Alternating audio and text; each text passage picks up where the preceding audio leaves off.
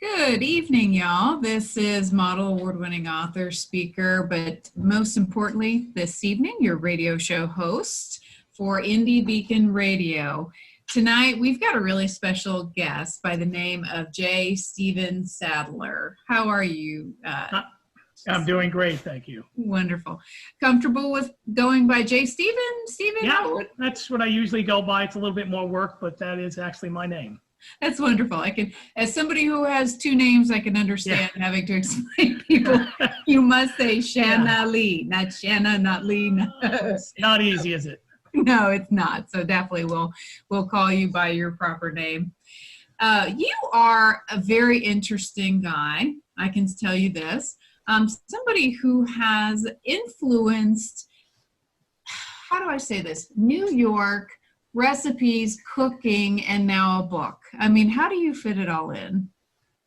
You know, it's funny because it seems like it sounds like a lot of different things, but when you look at what I do, traveling around the world to find different foods, creating new dishes, having my bistro where we introduce those dishes, and writing about that, to me, it seems like one big thing that just kind of feeds one another. So it doesn't seem like this disjointed, I have irons in every fire. It seems like one thing that just goes together. Yeah. And I appreciate you saying that. I think a lot of people who, get inspired or want to do something great, they think people who have arrived, such as yourself, have kind of jumped off of a cliff, and it's a continuation of making something. But how it all kind of started. So I think every family has that family recipe. For my Irish side, it was my grandmother's Irish soda bread. I do have the recipe in her handwriting. That's great. Even if you're family, there's an interview process before you get a copy of it and signing of documents. But even as important as that was for my grandmother, you have had a family recipe that, in essence, you took that recipe and changed your life, but you lost the recipe. So could you tell that great story about losing it? Well, it's kind of interesting. I grew up in a family where my generation had always heard of this great family crumb cake, and we had never had it. In my parents' generation, they had all talked about where they had all had it, but they were too young, they didn't make it. And my grandparents and great uncles and aunts, some of them along the way had made this great cake, and it's a 400-year-old family recipe, my dad's side, out of Austria. And so every holiday, somebody would take a stab at it and say, well, let me try it. So I think I kind of remember it. And everybody would be kind and say it was good, but it wasn't the same. And so I heard this for years and years. And when the last person who had the recipe, my grandmother, died, my uncle who had lived with her, he was cleaning out her nightside table, and it has 2 drawers on the table. And he said, and I cleaned out the top drawer easily. And then when I went to the bottom drawer, it was so stuffed, he said, I put my feet on the end and I pulled all my might, and the whole thing broke apart and came out. And underneath the drawer was the recipe. And and so that's how I came upon our family recipe. It's kind of like we always talk about in the family. It's like the recipe that just does not want to die. It just always pops up somewhere. That's awesome. So you took that recipe, instead of just rejoicing and then hiding that recipe away for many years to come. What did you do with it? Well, it's kind of interesting. I wanted to, at first I just produced crumb cakes like everybody would do. You look at a recipe and you say, oh, here's a recipe. Gee, I have cinnamon, I have this, I have baking powder, I have that, and you use it, right? What I wanted to do is I said, how would they have sourced those ingredients back then? Where would those ingredients have come from? I wanted to be true to the original recipe. And it's actually what started me traveling. And so I did a lot of research on the internet, and I found that they would have sourced their cinnamon from Saigon. At the time, it was just Asia, but it's called Saigon cinnamon now. And so that was my first trip. And then I found that they would have gotten their dark brown sugar from the Maldive Islands. They would have gotten their vanilla from Madagascar. They would have gotten their flour from France. And it went on and on and on. And all these places I went to visit to find out the characteristics of these ingredients. And I learned so much on, everyone says I have cinnamon. Well, there's like 60 different cinnamons in the world. and they all do different things. And once you learn that, you can make such a difference in the kind of whatever you're baking, whatever you're making. And it's funny because I have people who know the recipe of my cake, and they say it's just not the same when I make it as when you make it. And it's because I source these ingredients from all around the world. Well, that's what got me into travel, looking for food. And that's kind of how that built in. So just because I feel a little level of modesty here, you had a bakery, this crumb cake bakery that people stood in line for hours. Yeah, they called them cakers, and they would form a line, start around 5 o'clock, 4:30, 5 o'clock, and we didn't open until 6. And I had a bakery that had, like, in New York, if you know bakeries in New York, I had like 70 different pastries, which anywhere else in the country, they go, wow, well, in New York, that's an average bakery. But my crumb cakes were the feature item. And I used to have a line just for the crumb cakes. I had 3 people. All they did was cut a slice, put it in a bag, coffee, check out. And the line never ended all day long. I did, if you know anything about sheet trays, I did anywhere from 50 to 70 sheet trays every day of just my family's crumb cake. And so, I mean, it was giant, popular in the city. That's incredible. So when this was going on, there's a turning point that you explained, which I thought was a beautiful sentiment. And I've thought about it since you've stated it, where there was apparently a chef who cooked for JFK. Is that correct? Yeah, Renee. Yes, Renee. Right. And Renee Verdon. What did he say to you that convinced you to kind of go into this? Well, it's kind of like, it's one of the reasons why I talk about a lot in my book. I talk a lot about opportunities and karma, and I feel it's a lot about opportunities you get and what you do with them. And my family grew up where my mother was Italian, which meant, as you know, if your mother is, whatever your mother is what you grow up. Your father just kind of shows up, And so we grew up Italian, and Italians, everybody cooks. Well, in my family, my father and I were the only 2 people that didn't cook. We would sit in the dining room, because to me, cooking was like mopping floors. I had no interest at all. All my other brothers and sisters cooked. My sister's an excellent cook, a great baker. My brother's a great cook. And so I wasn't interested until I ran into Rene. And Rene was the chef for the Kennedys. They brought him in to bring up the quality of the food in the White House, which until then was like a commissary food. And Rene is the one who taught me that baking and cooking is more like painting or creating. And his logic was, where else in any business, in any job you have, can you create something? I'm not just talking about the food, but how you set up the dish, how you provide the atmosphere, the environment, the ambiance, where 25 years later, people will talk about that time that they've had that experience at your bistro. He said, where else can you do that with anything else? And he got me thinking that what I'm doing is really creative, which is what my nature is, to be very creative. And it changed my whole outlook on baking and cooking and whatnot. Just changed it completely.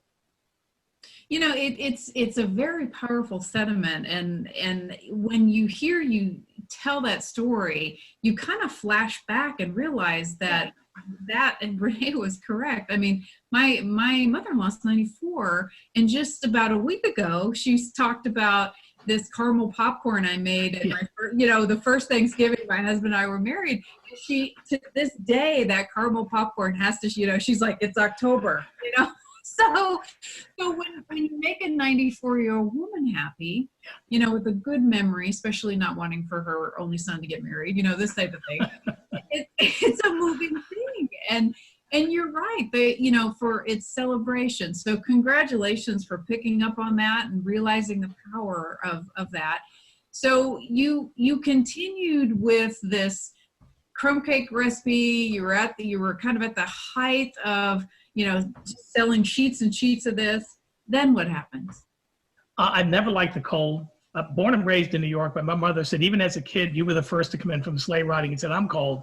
And everybody be out there for 2 more hours. I just never liked the cold. And I just got tired of the New York winters.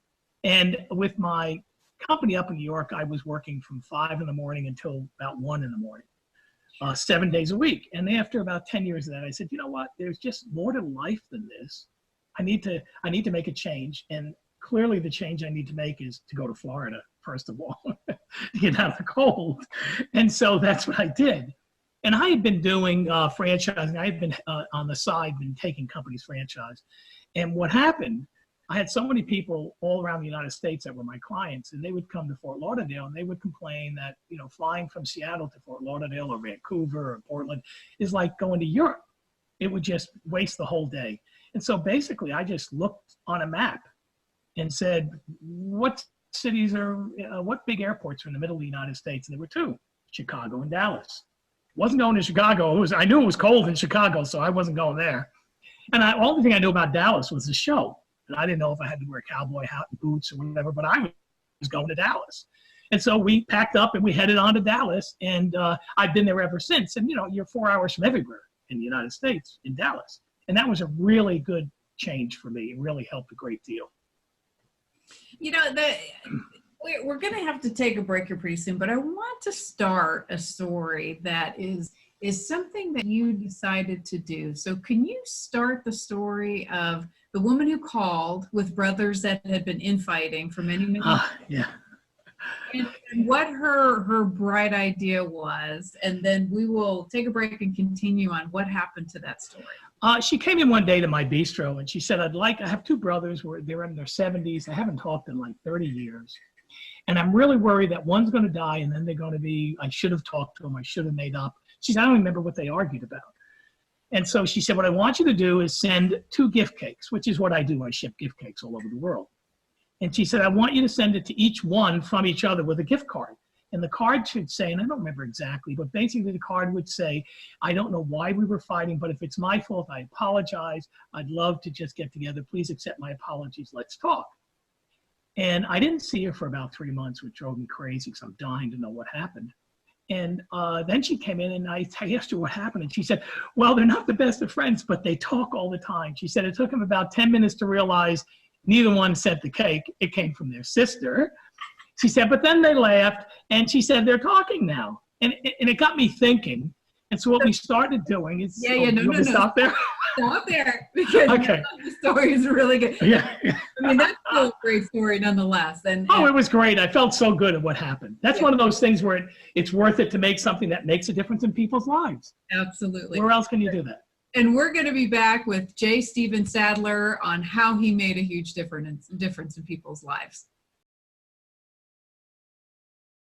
What started as a love letter to her son has become an international love letter for all parents to their children. Now you can read acclaimed author Shanalee Charbonneau's story to your children. When her son was very sick, she calmed him by singing her own song to him. She turned that song into the book, My Mama Loves Me, I'm Her Little Boy. She wrote 3 more magical books for all parents and kids 6 and under. Available at Indie Lecter, Amazon, and all local and national outlets.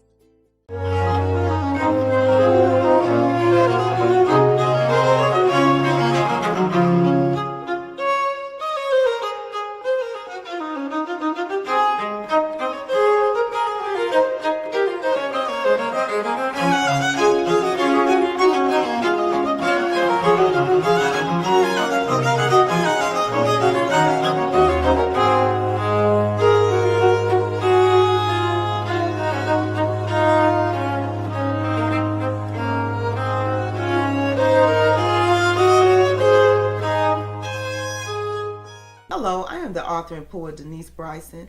I am the author of The Things That Cross My Mind, Love's Reality, both in book and audio form. I am also noted as one of the best poets of 2011. I have 2 new projects coming up. One is the Blinky series, where Blinky tells us all about our coins and our bills for our children. I also have a book coming out called Say Ye. It's quotes from Denise Bryson, just inspirational and that will help you along the way. Thank you for watching or listening to this show. Indie Lecter is proud to sponsor this programming. As a thank you for listening or watching, we would like to give you a 10% coupon code that you can use on our bookstore at indielecter.store. Use coupon code video19. Again, that's indielecter.store, coupon code video19 for a 10% discount on any purchase. Thank you. Welcome back to Indie Beacon Radio. Don't forget to like us. Welcome back. My name is Shanalee Charbonneau, but that's not the important thing tonight. The important thing tonight is I'm talking to author, chef, crumb cake maker, a person who can make wishes and dreams come true, J Stephen Sadler. So welcome back, J Stephen. Hi, how are you, Shanalee? So we left off on a great story about a pretty cunning sister trying to get her brothers to talk because of an argument that, you know, God knows where they start, but they need to stop. So it got the brothers talking, even though they figured out the sister was up to something, like most sisters are. But you took this thought and this idea further. So what did you do? Well, you know, I thought about it and I said, this could be a great way to help other families put people together and whatnot. And we sat down with my team and we said, but how can we get this out? We're not going to just say, oh, send a cake to your brother and make them. We threw so many different ideas around. And finally I came up with an idea to do what we call diplomacy cakes. And what we started doing is I would send a cake, well, usually it's whenever something happened, but it ended up being maybe every month or two, to well-known parties that were fighting. Like I sent cakes to Charlie Sheen and NBC from each other. I sent cakes to John Boehner and President Obama. I sent cakes to Donald Trump and Hillary Clinton, Shaq O'Neal and oh gosh, I can't remember his name. And so I picked every industry I could think of. And they actually generated a lot of interest because they get a lot of PR. And in fact, when I sent a cake to Putin and the president of Ukraine, when the Russians invaded Ukraine, it made Broadway's, that big TV that's on the middle of Broadway, 42nd Street, it made that saying, will Crumb Cakes settle the dispute between Putin and the president of Ukraine? And I mean, we must have gotten 1,000 calls from that, which was pretty funny. As a funny aside, I have to tell you, you don't hear usually from people when you send these cakes out. That isn't the idea. But I did get a letter from John Boehner at one time, and he was very nice. The cake was wonderful. We loved your cake. Everybody enjoyed it. And it was very funny. At the end, he put, P.S., it didn't work. And I thought that was pretty funny. But we constantly do that. I have to tell you that I'm a little bit more picky because I usually send cakes to someone who's in the news that has some major thing happening. And my people are laughing because I told them that I think Donald Trump actually does all these tweets so he can get free cakes from me. Because I've stopped sending Donald Trump cakes because I've just sent him too many cakes. Wow. But I still do that all the time. And it's a lot of fun. We get a lot of interest from people. And what's even better is we get people that call me and say, I want you to send one of those to my uncle and aunt or to my brother and sister. So I love when that happens. That's awesome. And I appreciate, you know, with kind of the environment going on today and how it's going to go down in history, that, you know, that you're just making a good statement, bringing love into a very tumultuous time of history. So, you know, sometimes it just gets down to the cake and the popcorn. You know what I mean? You know, everybody can eat together, whether you're Republican, Democrat, you know, pro, con, we all have to eat. That's so true. So you actually came up and decided to do a book, which congratulations on the very high ratings. It is called The Quest for the Best, a story of an unlikely chef who built an improbable empire from a lost family recipe. So let's talk a little bit about your inspiration and how this happened and kind of a tidbit of, you know, how this would be interesting to all of our viewers out there. Well, you know, I'm a prolific writer. As my mother said, nobody would be able to put my pen down. I love to write. So whenever I traveled, I would write about what I would travel. Whenever I was searching for recipes, I would write how I searched for those recipes, what I ran into, what I found. And it's funny because a lot of people will think my book is for foodies or people who love to travel. Okay, and granted that it is, but I get comments from so many people that read my book that it's a story of chances that life provides and how our lives change, what we do with those opportunities. Great example is when Renee came into my life. there was a chance, and I moved forward on it. When I started traveling to find the ingredients, there was a chance encounter. I didn't mention to you, but I had a chance encounter in the Dallas-Fort Worth airport that caused me to start doing my cakes again. I hadn't done my cakes in years. The recipe was put away in the attic. And someone ran into me that had bought my cakes in New York 10 years earlier. And he asked me if I would make him a cake. That's what got me doing the cakes again. So, you know, some people call it karma, others luck, still others who call it being in the right place at the right time. Whatever you choose to call it. My book's a lot of how you react to those opportunities. It becomes kind of a blueprint for your life. Mm-hmm. And it's the story of all these things that took place, the lost family recipe, what I did with it when we found it, all those things, all those stories of what took place, how I wasn't a chef, and my family still laughs today that I'm the one that's a chef, when they all were the ones that cooked growing up. I mean, all those little things are chances that kind of come your way, and what you do with them is what you make of your life. And that's a lot of what my book is. Yeah, and it is definitely intriguing, and because it's almost as if you can take, it doesn't matter if it's making a widget or making a cake, you know, you took something very near and dear to you and just kind of saw the opportunities kind of go past and grab them.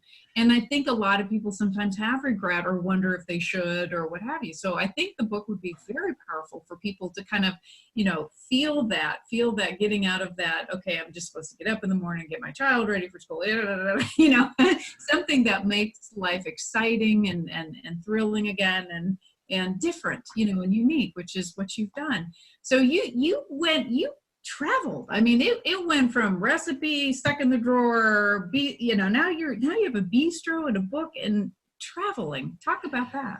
Well, again, here's one of those things that an opportunity came up. I had mentioned I traveled a lot to find these different ingredients for my cakes. Mm-hmm. Along those trips, I had to eat. And as a chef, I found all different places and found dishes. I would talk to the chefs, learn the recipes. Well, I had all these great recipes. And I brought them into my bistro. And so my bistro has every dish is from a different country. So when you go into my bistro, we call it an international bistro, and it's in small town America, and which is unusual because most people in small town America, they want meat and potatoes. But they love trying these new dishes. And every time I go on a new trip, we're packed with people in there waiting to find out what I brought back and what we're going to do as new dishes. And this is a great example of taking an opportunity. Here I am traveling for finding ingredients for my cakes, and I decided this would be a great way to find ingredients for my bistro, to bring a unique bistro, not just the best burger, but something unique. And secondly, I had so many people say to me, yeah, I'd love to go with you. You go on these great trips to find all these recipes, and you're all over the world. Well, guess what? Instead of saying, oh, yeah, I started taking people with me. And now I go to trips all around the world. We just came back from South America. We went to Cuba 6 months ago. I just came back from Buenos Aires, Santiago, and Uruguay. And I had 10 people with me on each one of those trips. Had a great time. And what we do is I take them with me. We rent out a big B&B. I make them breakfast every morning. They do what they choose to do during the day. And at night, we go to different restaurants and pick dishes that we're going to bring back to small town America. Wow. And it's all kind of built together.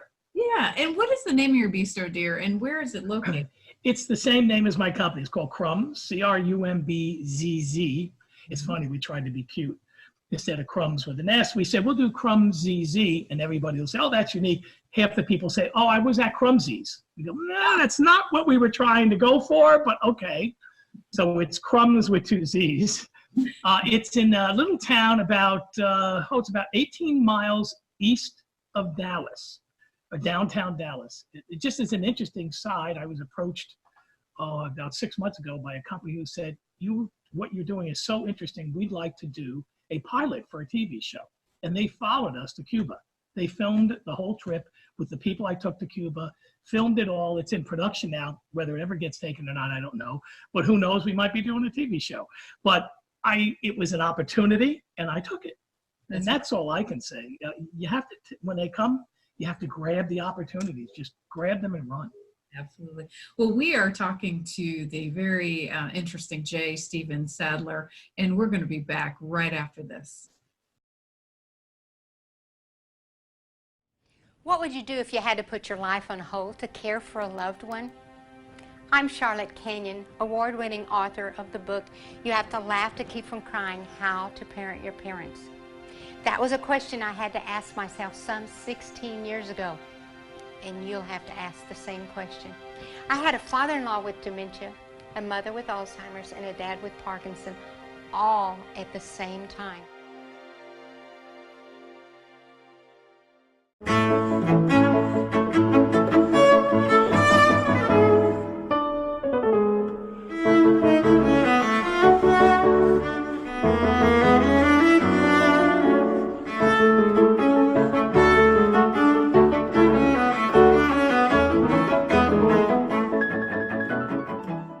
What would you do if you found out everyone on the town council were thieves and murderers?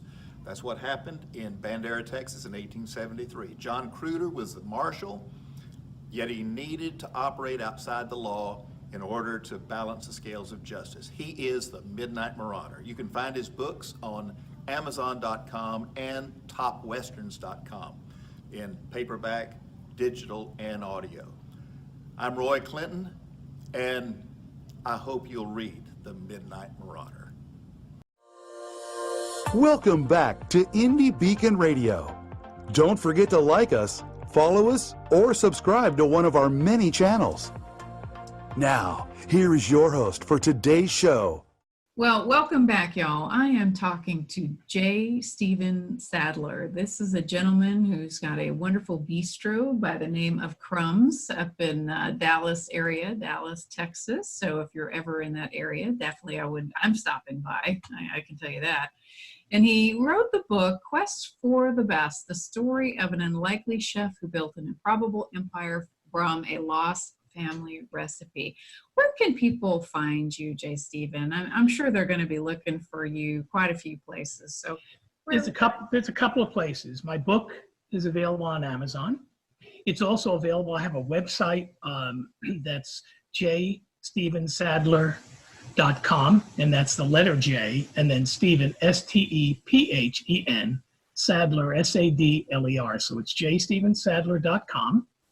And if you want to see about my bistro or my cakes, we have a website there called crumbs.com, and it's CRUMBZZ.com. So those are the three places you can reach me. So any book signings, any appearances? I know you're I'm always doing book signings. We were in New York a few weeks ago. We were down in McKinney, Texas. I have a Barnes & Noble book signing in Dallas coming up. They're quite honestly, they just contact me and say, hey, you have an opening on this date? Okay, we have a book signing, and I just show up. So I never know. I look at my calendar. Easy breezy. Yeah, right. So any next steps? I mean, wow, you've done so much. Well, next step is I want to do the rest of South America. My next trips will be to Peru, will be to possibly Brazil, and also to Colombia. And then I want to do the rest of Asia. I've done a lot of Europe, I've done Japan, but I haven't done the rest of Asia, so I'll hit Asia. And we announced that on my jstephensadler.com website. People can sign up there to follow the trips and what we're doing and where we're going.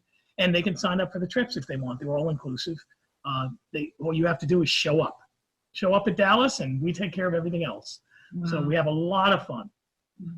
So we started this story about how dishes are impressionable and how people remember those, whether they're with good times or bad.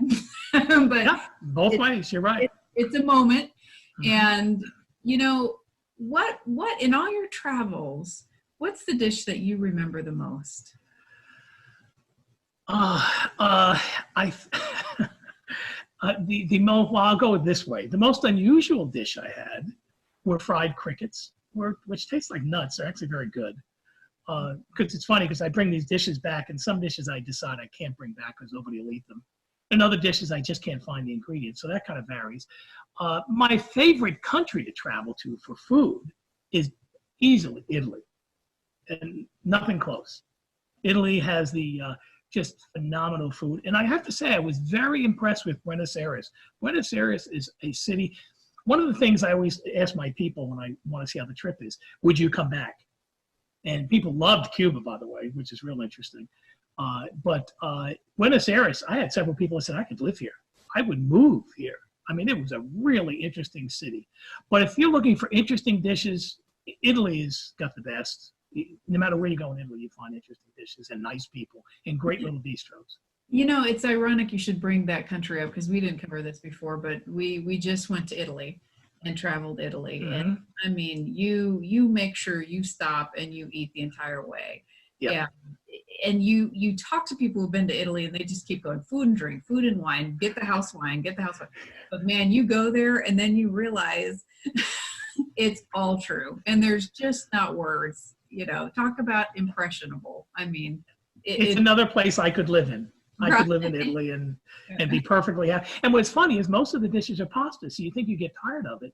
But quite honestly, every town you go to, it could be a town that's 5 miles away, they make it completely different. Yes. It's every town is an experience. And the people are, right? Did you find the people were unbelievably friendly? Unbelievable. Grandma's in the kitchen. Yeah. Totally nice. Family first. Yeah. And they do incorporate that beautiful moment of eating and family into life. And it's something that would just be great if we could find here again, no matter what culture you are. You know, the U.S. is all about big and fast. Yeah. I've found that the rest of the world, eating is a social engagement. Life is about eating. It's not what car you have and what job you have and what home you have. It's how many friends you have. That's the mark of a successful person. Man, and that's the way to live. We're going to leave it. I couldn't say anything better than that. J. Stephen Sadler, you are fantastic. Thank you for your time. Definitely look him up on Amazon. Again, his new book, The Quest for the Best, the story of an unlikely chef who built an improbable empire from a lost family recipe. Y'all be good to each other and good night. You have a good night. Thank you for listening to Indie Beacon Radio, where creative souls can find help in marketing their creations. To learn more about Indie Beacon services, to be a guest on the show, or to advertise on our show, please visit our website at indiebeacon.com.